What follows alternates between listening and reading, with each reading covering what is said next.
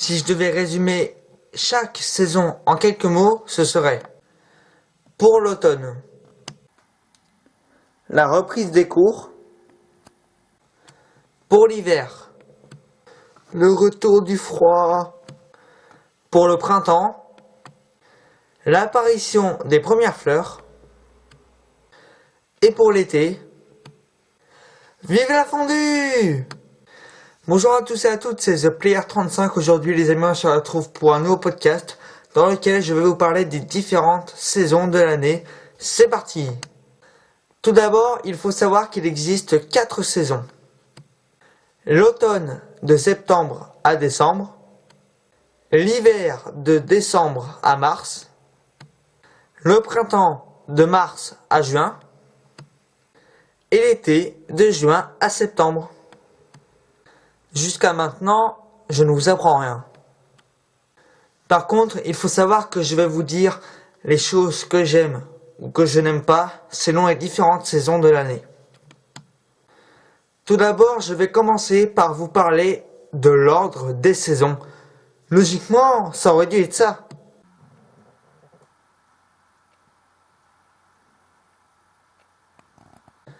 Vous allez certainement me demander pourquoi. Tout simplement parce que ça fait un peu bizarre de dire que l'automne est la première saison de l'année et qu'elle commence qu'à partir du mois de septembre, qui est le 9e mois de l'année. Vous êtes d'accord? Mais après, j'en ferai pas toute une polémique. Mais alors, la question que tout le monde se pose est, selon toi, quels sont les avantages et les inconvénients de chaque saison? Je vais vous répondre. Jusqu'à preuve du contraire, ma saison préférée est l'été, parce qu'il fait beau et parce qu'il fait chaud. En revanche, la pluie peut parfois nous manquer lorsque la température augmente beaucoup, autrement dit lors de la canicule. Mais quand le soleil brille, il faut savoir que les insectes, comme les guêpes ou les mouches parmi d'autres, n'hésitent pas à venir vous faire chier. En général, c'est quand vous laissez votre viande de barbecue dans la cuisine par exemple. Il y en a plein, hein. Il y a aussi les grandes vacances d'été, mais aujourd'hui, 3 mois, pour moi, c'est beaucoup trop long. Étant donné que j'ai grandi, je m'occupe moins. Bon, après, les 2 premiers mois, juillet et juin, si on est en vacances en fin juin, ça dépend. J'arrive quand même un peu à m'occuper. Mais au mois d'août, mis à part que ce soit mon anniversaire, j'ai franchement rien à faire. Du coup, vous l'aurez compris, l'un des gros inconvénients de l'été, c'est quand il fait trop chaud et que tu te mets à l'ombre, que tu bois comme un porc, t'arrives quand même à suer. Ma deuxième saison préférée, c'est le printemps. Tout simplement parce qu'il commence à y avoir du beau temps et aussi de belles fleurs. C'est également à cette période que je recommence un peu à faire du foot, et comme j'en fais souvent, les fleurs elles ont un peu mal à pousser, si tu vois ce que je veux dire. Par contre, ces inconvénients sont qu'il peut faire chaud comme il peut faire moche. Dit comme ça, c'est un peu bizarre, ok, mais c'est pas grave. Et surtout, le mois d'avril, comme c'est celui qui ouvre cette saison, il y a un slogan: en avril, ne te découvre pas d'un fil. Ce qui veut dire que ce n'est pas parce qu'il fait beau un jour qu'il va forcément faire beau l'autre jour. Juste avant de terminer, ma 3e et avant-dernière saison préférée, c'est l'automne. Tout simplement parce qu'il peut encore y avoir de belles journées, comme c'est la saison qui suit l'été. Mais elle a quand même ses inconvénients. Déjà, elle succède l'hiver, ce qui veut donc dire que la fraîcheur va revenir. Mais surtout que c'est à cette période-là qu'on commence à reprendre les cours. Aujourd'hui ça va, mais quand j'étais petit, personnellement, ça me saoulait.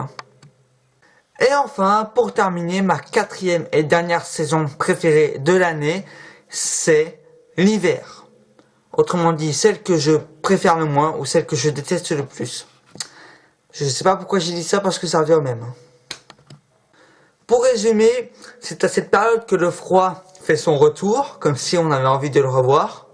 Vous m'avez compris. Mais surtout, en même temps, au passage, le froid fait chuter les températures qui atteignent parfois les nombres négatifs, comme peut nous le prouver la ville de Vostok, située en Russie. Je crois que c'était le 21 juillet 1983, moins 89,2 degrés. Je suis pas sûr que ce soit vrai, mais moi j'ai trouvé ça sur internet. C'est fou! Il y a également la neige. Moi, je déteste la neige. Mais bon, plus je grandis et moins il y en a, donc là-dessus, j'ai pas vraiment besoin de me plaindre. Il y a un autre truc qui est bien chiant, c'est le verglas. Je vais vous le dire clairement. Quand je sors de chez moi et que...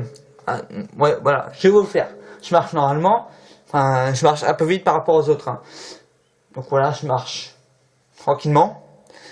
Mais, par contre, quand je vois qu'il commence à y avoir du verglas, ça fait un peu ça. Putain. Voilà, je repars tranquillement parce que j'ai pas envie de me toller. Hein. Moi, j'adore les mecs qui vont faire leur mariole. Ils vont aller sur le verglas. Ils vont courir dessus. Après, ils se défoncent la gueule par terre. Moi, ces gens-là, personnellement, je les plains pas. Hein. Mais quand même, le gros point positif de cette saison, c'est quand même qu'il y a de la fondue et de la raclette. Ça, c'est génial, il n'y a pas d'autre mot. Formidable, incroyable. Bon, j'ai pas tous ces faire parce que sinon la liste est longue. Mais, bon, certes, il y a Noël, il y a aussi les cadeaux.